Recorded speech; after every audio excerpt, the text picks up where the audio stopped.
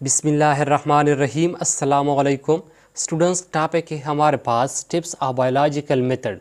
आज के इस लेक्चर में हम स्टेप्स ऑफ बायोलॉजिकल मेथड को डिस्कस करेंगे कि बायोलॉजिकल मेथड में कौन कौन से स्टेप्स होते हैं। स्टूडेंट्स, प्रीवियस लेक्चर में हमने सॉल्विंग ऑफ बायोलॉजिकल प्रॉब्लम को डिस्कस किया था कि सॉल्विंग ऑफ बायोलॉजिकल प्रॉब्लम्स का क्या मतलब है। फिर इसके बाद हमने बायोलॉजिकल प्रॉब्लम्स को डिफ़ाइन किया था कि बायोलॉजिकल प्रॉब्लम कैसे कहते हैं। प्रीवियस लेक्चर में हमने बायोलॉजिकल प्रॉब्लम्स को दो तरीक़ों से डिफ़ाइन किया था।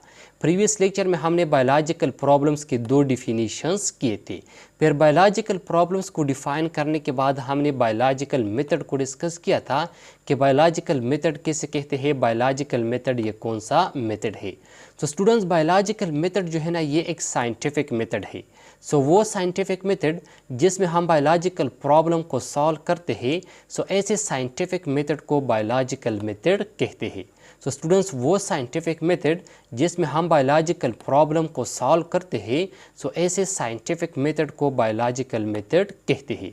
स्टूडेंट, जब हमारे पास कोई बायोलॉजिकल प्रॉब्लम्स आता है तो हम इस बायोलॉजिकल प्रॉब्लम्स को एक मेथड के ज़रिए सॉल्व करते हैं और इस मेथड को बायोलॉजिकल मेथड कहते हैं। स्टूडेंट्स, हम बायोलॉजिकल प्रॉब्लम्स को डायरेक्टली सॉल्व नहीं कर सकते। जिस तरह मैंने आपको प्रीवियस लेक्चर में बताया था कि जब हमारे पास कोई बायोलॉजिकल प्रॉब्लम्स आता है तो हम इस बायोलॉजिकल प्रॉब्लम्स को डायरेक्टली सॉल्व नहीं कर सकते। हम इस बायोलॉजिकल प्रॉब्लम्स को बायोलॉजिकल मेथड के ज़रिए सॉल्व करते हैं। मिसाल के तौर पर, एक इलाके में मलेरिया का बीमारी फैल जाता है। अब इस इलाके में इस मलेरिया बीमारी की वजह से बहुत सारे लोग मर जाते हैं। अब ये मलेरिया का बीमारी जो है ना स्टूडेंट्स, ये एक बायोलॉजिकल प्रॉब्लम है। अब स्टूडेंट्स, इस दौरान एक शख्स आ जाता है और वो ये बात कहता है कि मैंने ख्वाब में ये देखा है कि ये फ़ला प्लान या ये फ़ला चीज़ हम इस मलेरिया की बीमारी के इलाज के लिए इस्तेमाल कर सकते हैं। इस फ़ला चीज़ के इस्तेमाल की वजह से हम इस मलेरिया बीमारी को रोक सकते हैं। अब स्टूडेंट्स, ये शख्स जो बात कर रहा है, ये शख्स ये बात जो है ना, ये डायरेक्टली कर रहा है। इनके बाद कोई सबूत वगैरह नहीं है। तो बायोलॉजी में इस तरह डायरेक्टली बात को नहीं माना जाता। बायोलॉजी में हम इस तरह डायरेक्टली बात को नहीं मानते। तो स्टूडेंट्स, बायोलॉजिकल प्रॉब्लम्स को हम डायरेक्टली सॉल्व नहीं कर सकते। बायोलॉजिकल प्रॉब्लम्स को हम एक मेथड के ज़रिए सॉल्व करते हैं और इस मेथड को बायोलॉजिकल मेथड कहते हैं। अब स्टूडेंट्स, बायोलॉजिकल मेथड में जो है ना, हमारे पास मुख्तलिफ स्टेप्स इन्वॉल्व होती है। जब हम इस स्टेप्स को फॉलो करते हैं, इन स्टेप्स को फॉलो करने के बाद फिर हम जो है ना बायोलॉजिकल प्रॉब्लम्स को सॉल्व कर सकते हैं। अब स्टूडेंट्स, बायोलॉजिकल मेथड में कौन कौन सी स्टेप्स होती है?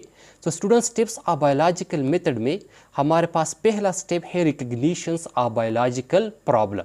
Students, steps of biological method में हमारे पास पहला स्टेप कौन सा है? स्टेप्स ऑफ बायोलॉजिकल मेथड में हमारे पास पहला स्टेप है recognitions of biological problem. Students, recognitions के मानी है पहचानना, मालूम करना।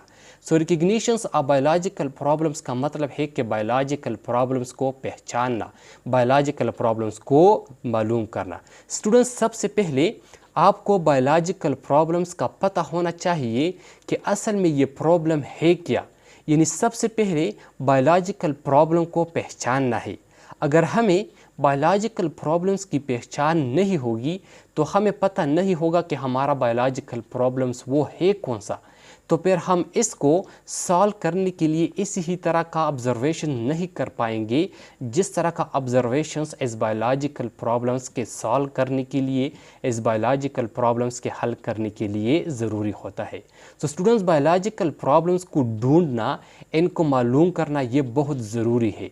बायोलॉजिकल प्रॉब्लम्स की रिकग्निशंस इनको सॉल्व करने के लिए बहुत इम्पॉर्टेंट होता है। स्टूडेंट, जब हमें रिकग्निशंस होगी तो हम बायोलॉजिकल प्रॉब्लम्स को सॉल्व कर पाएंगे, और जब हमें रिकग्निशन नहीं होगी तो फिर हम बायोलॉजिकल प्रॉब्लम को सॉल्व नहीं कर पाएंगे। स्टूडेंट्स, हमने ये ढूंढना है, हमने ये मालूम करना है कि हमारा बायोलॉजिकल प्रॉब्लम कौन सा है और ये बायोलॉजिकल प्रॉब्लम किस चीज़ की वजह से है। Students, recognitions of biological problem जो है ना, ये सॉल्विंग ऑफ बायोलॉजिकल प्रॉब्लम्स का पहला स्टेप है। Recognition is the first step of solving a biological problem. Recognition जो है ना, ये सॉल्विंग ऑफ बायोलॉजिकल प्रॉब्लम्स का पहला स्टेप है। अब students, recognitions of biological problems ये कब शुरू होता है? Students, recognitions of a biological problem begins with the formulation of a questions relating to the problem. Students recognitions of biological problem जो है ना, बायोलॉजिकल प्रॉब्लम्स की पहचान तब शुरू होता है जब हम इस बायोलॉजिकल प्रॉब्लम्स के मुतल्लिक क्वेश्चंस बनाते हैं। तो स्टूडेंट्स बायोलॉजिकल प्रॉब्लम्स की पहचान तब शुरू होता है जब इस बायोलॉजिकल प्रॉब्लम्स के मुतल्लिक हमारे जहन में मुख्तलिफ़ किस्म के सवालात आते हैं। बायोलॉजिकल प्रॉब्लम्स की पहचान तब शुरू होती है जब हमारे जहन में इस बायोलॉजिकल प्रॉब्लम्स के मुतल्लिक तरह तरह के सवालात आते हैं। मिसाल के तौर पर स्टूडेंट्स, इनकी एग्ज़ाम्पल हमारे पास लंग कैंसर। अब स्टूडेंट्स लंग कैंसर जो है ना, ये एक बायोलॉजिकल प्रॉब्लम है। लंग कैंसर क्या है? लंग कैंसर जो है ना, ये एक बायोलॉजिकल प्रॉब्लम है। सो जब लंग कैंसर के मुतालिक हमारे जहन में सवालात आते हैं तो इस लंग कैंसर का जो रिकग्निशन है वो जो है ना स्टूडेंट्स वो शुरू होता है। मिसाल के तौर पर हमारे जहन में क्वेश्चन आता है कि what are the risk factor for lung cancer, कि लंग कैंसर के रिस्क फैक्टर कौन कौन से हैं। मतलब लंग कैंसर का बीमारी जो है ना ये किस चीज़ की वजह से लगता है, लंग कैंसर का बीमारी जो है ना ये किस चीज़ की वजह से खास होता है।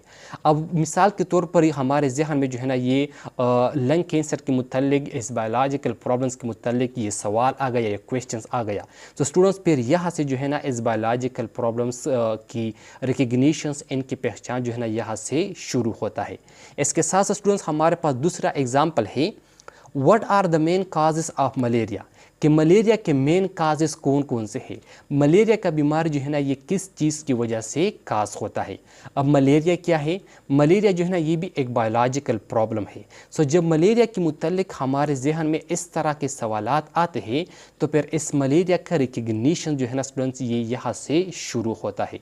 सो स्टूडेंट्स इसमें हम बायोलॉजिकल प्रॉब्लम को, ये जो रिकग्निशन ऑफ बायोलॉजिकल प्रॉब्लम है, इसमें हम बायोलॉजिकल प्रॉब्लम्स के मुतल्लिक क्वेश्चंस बनाते हैं। अब जो क्वेश्चंस हमारे जहन में आते हैं, जो क्वेश्चंस हम बनाते हैं, तो जब ये क्वेश्चंस हमारे जहन में आ जाते हैं, मतलब इनका जवाब हमें मिलता है, तो इसका मतलब ये हुआ कि हमने इस बायोलॉजिकल प्रॉब्लम्स को रिकग्नाइज़ किया, हमने इस बायोलॉजिकल प्रॉब्लम को सॉल्व किया। अब students recognitions of biological problem का तीसरा एग्जाम्पल है हमारे पास। मिसाल के तौर पर जब आप रात के वक्त सो जाते हैं तो आप सही सलामत सो जाते हैं।